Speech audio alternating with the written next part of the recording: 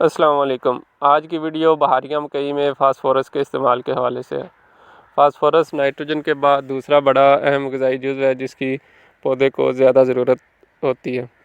वैसे तो मकई के पौधे को उगाव के बाद 80 से 90 दिन तक फास्फोरस की ज़रूरत रहती है, लेकिन इसे शुरू वाले मरहले यानी कि उगाव के 15 से 20 दिन के दरमियान ज़्यादा ज़रूरत रहती है, क्योंकि इस दौरान पौधे ने जड़ बनानी होती है, जड़ का जाला मुकम्मल करना होता है जिससे ये ज़मीन से खुराक हासिल करता है। तो जितना अच्छा हमारा जड़ का जाला बनेगा उतनी अच्छी हमारी फसल होगी, और जितनी हमारी अच्छी फसल होगी उतनी हमारी अच्छी पैदावार होगी। तो इसलिए हम फास्फोरस का मुनासिब इस्तेमाल करके ही मकई की फ़सल से एक अच्छी पैदावार हासिल कर सकते हैं। अगर हमने इसकी इस्तेमाल में कोई कमी पेशी या कोताही की तो इससे हमारी पैदावार में शदीद किस्म की कमी वाक़ आ सकती है। मकई की फ़सल में अगर हम नाइट्रोजन और फास्फोरस को अच्छे तरीके से मैनेज कर लें तो इससे एक गुजारे वाली हम पैदावार हासिल कर सकते हैं। लेकिन इसके अलावा पोटाश और बाकी जितने भी न्यूट्रिएंट हैं वो भी इस्तेमाल करने चाहिए, उनकी भी अपनी अपनी अफादियत है। उसके बारे में मैं अलहदा वीडियोज़ में भी आपको बता दूँगा। तो ये बात करने का मकसद ये था कि अगर हम मकई की फ़सल में फास्फोरस को सही और अच्छे तरीके से इस्तेमाल करेंगे तो हमारी अच्छी पैदावार आएगी। अगर हमने फास्फोरस के इस्तेमाल में कमी कोताही या कोई गलती की तो इससे हमारी पैदावार में कमी वाक़ आ सकती है, पैदावार हमारी मुतासर हो सकती है। इसलिए फास्फोरस के इस्तेमाल को यकीनी और अच्छे तरीके से मुहैया करने की कोशिश करें। तो अब हमें मकई की फ़सल में कौन सी फास्फोरसिक खाद इस्तेमाल करनी चाहिए? मार्केट में देखें तो इस वक्त बहुत सारी खादें ऐसी हैं जिनमें फ़ास्फोरस अवेलेबल है, जैसा कि डीएपी हो गया, nitrophos, MAP, Zorawar, single super phosphate, और कुछ दोस्त फास्फोरिक एसिड भी इस्तेमाल करते हैं और यूरिया फास्फेट ये भी इस्तेमाल करते हैं। तो सबसे पहले डीएपी की बात करें तो ये एक असासी खाद है। इसका इस्तेमाल हमें सेहतमंद ज़मीनों में करना चाहिए। जो ज़मीनें कलर या सेम से मुतासरा ना हो उन ज़मीनों में ये अच्छा परफॉर्म करती है। रेतले रकबों में भी हम इसे इस्तेमाल कर सकते हैं। सिर्फ़ कलराठे और सेम से मुतासरा रकबे पर हमें इसे इस्तेमाल नहीं करना चाहिए। डीएपी को भी इस्तेमाल करने के फिर मुख्तलिफ़ तरीके हैं। कुछ लोग इसे बिजाई में छटा करके फिर खेलियाँ बना देते हैं। कुछ दोस्त इसे बिजाई के वक़्त खेलियों में इसका केरा करते हैं। कुछ लोग इसको फ्लड भी करते हैं और कुछ इसे जर्मिनेशन के बाद में भी इसका खेलियों या वाटर चैनल में इसका केरा करते हैं। तो इसमें जो सबसे बेहतरीन और अच्छा तरीका वो ये है कि मकई के उगाव के बाद जब इसे हम चोए वाला पानी लगाते हैं तो उस वक़्त हमने जितनी भी डीएपी या फास्फोरस डालनी हो इसकी अमूमन 1.5 से 2 बोरी हमें साबका फसल और ज़मीन की कंडीशन को देखते हुए हमने डालनी होती है कि इसे 1.5 बोरी की ज़रूरत है या 2 बोरी की। तो एक एवरेज ज़मीन में आपने कम से कम इसे 2 बोरी यानी कि 100 केजी इसका इस्तेमाल करना है। उगाव के बाद इसका वाटर चैनल में केरा कर दें तो इससे फास्फोरस की ज़रूरत पूरी हो जाती है। इसके बाद जब आप पहला पानी लगाएं तो उसमें आप यूरिया के साथ सल्फ़र इस्तेमाल कर लें। फिर अगले पानी में आप यूरिया के साथ ह्यूमिक एसिड इस्तेमाल कर लें।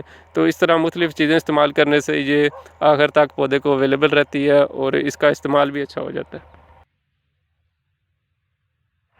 इसके बाद आ गया जी नाइट्रोफास। नाइट्रोफास में मैं सिर्फ सरसब्ज़ की नाइट्रोफास की बात कर रहा हूँ। तो अगर आप सिर्फ यही इस्तेमाल करना चाहते हैं तो कम से कम 4 से 5 बोरी आपको इस्तेमाल करनी पड़ेंगी। पहली इसकी एप्लीकेशन उगाव के 15 से 20 दिन के दरमियान करनी है। उसमें आपने 2 बोरी सरसब्ज़ की नाइट्रोफास फ्लड करनी है। इसके बाद जब आप इसकी दूसरी एप्लीकेशन करेंगे तो वो आपने जो पहली एप्लीकेशन करनी है उसके 20 से 21 दिन बाद आपने फिर 1.5 से 2 बोरी नाइट्रोफास की फ्लड कर देनी है।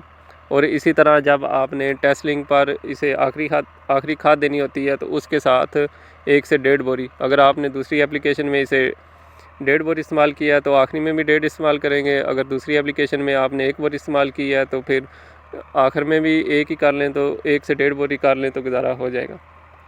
लेकिन मेरा मशवरा है कि अगर आप नाइट्रोफास इस्तेमाल करना चाहते हैं तो इसे हाफ़ नाइट्रोफास और हाफ़ डीएपी इस्तेमाल करें। बिजाई के बाद जब इसका उगाव हो जाए तो 1 बोरी DAP का किरा कर दें, और इससे अगला जो पानी पहली खाद जिसमें देते हैं उसमें एक बैग आप नाइट्रोफास का इस्तेमाल कर लें, और एक बैग जब फसल टेस्लिंग से पहले इसे आखिरी खाद देते हैं उस वक़्त इसका एक बैग फ्लड कर दें, तो इससे फास्फोरस की ज़रूरियात पूरी हो जाती हैं। इसके अलावा अगर आप सिंगल सुपर फास्फेट इस्तेमाल करना चाहते हैं तो वो सिर्फ कलराठी ज़मीनों में बिजाई के वक़्त ही इस्तेमाल कर सकते हैं। उसकी मिकदार आपने 5 से 6 बोरी रखनी है, और सिर्फ 2 ब्रांड, एक तारा वालों की और दूसरा सूरज फर्टिलाइज़र की बादशाह SSP, यही इस्तेमाल करें। और किसी अच्छे डीलर या एतबार वाले डीलर से आपने ये परचेज़ करनी है, इसके कलराठी ज़मीनों में भी अच्छे रिज़ल्ट हैं। अगर आप MAP ज़ोरावर इस्तेमाल करना चाहते हैं तो इसे 3 एक साथ में आप इस्तेमाल करें। इसकी पहली किस्त 20 से 25 किलो की जब मकई का उगाव मुकम्मल हो जाए तो इसके 15 से 20 दिन के दरमियान आपने करनी है। इसी तरह जो दूसरी एप्लीकेशन है वो भी 20 किलो की आपने पहली जो किस्त इस्तेमाल की होगी उसके 21 दिन के वक्फे से दूसरी किस्त इस्तेमाल करनी है, और इसी तरह जो इसकी तीसरी किस्त है वो 15 से 20 किलो जब टेस्लिंग से पहले आखिरी खाद देते हैं तो उस वक़्त इस्तेमाल करनी है। तो इस तरह फास्फोरस की ज़रूरत पूरी हो जाती है। इसके अलावा यूरिया फास्फेट और फास्फोरिक एसिड भी कुछ लोग इस्तेमाल करते हैं। अगर आप यूरिया फास्फेट इस्तेमाल करना चाहते हैं तो वो भी 3 किस्तों में इस्तेमाल करें। 8 से 10 किलो की किस्त हो, कम से कम 10 किलो की, वो भी इसी तरह पहली किस्त उगाओ के 20 दिन तक कर लें, दूसरी फिर 21 दिन के वक्फे से करें, और तीसरी जब आप टेस्लिंग से पहले आखिरी खाद देते हैं उस वक़्त कर लें। फास्फोरिक एसिड की भी आपने इसी तरह मैनेज करनी है, लेकिन फास्फोरिक एसिड और यूरिया फास्फेट इसके इस्तेमाल के लिए बेहतर है कि आप साथ में DAP भी इस्तेमाल करें, या सिंगल सुपर फास्फेट ज़मीन की बिजाई में आधी वो इस्तेमाल कर लें और आधी आप यूरिया फास्फेट या फास्फोरिक एसिड इस्तेमाल कर लें।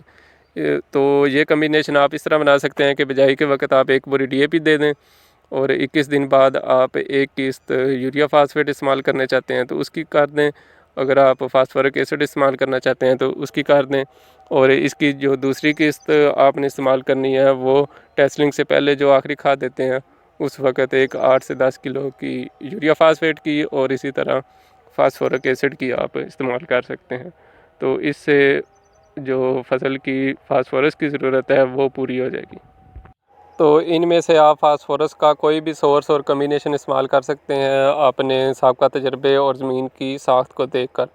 इसके अलावा भी अगर आप कोई बात पूछना चाहते हैं या कोई और कम्बिनेशन बनाना चाहते हैं तो वो भी आप कमेंट में मुझसे पूछ सकते हैं। इंशाल्लाह जल्द जवाब देने की कोशिश करूँगा।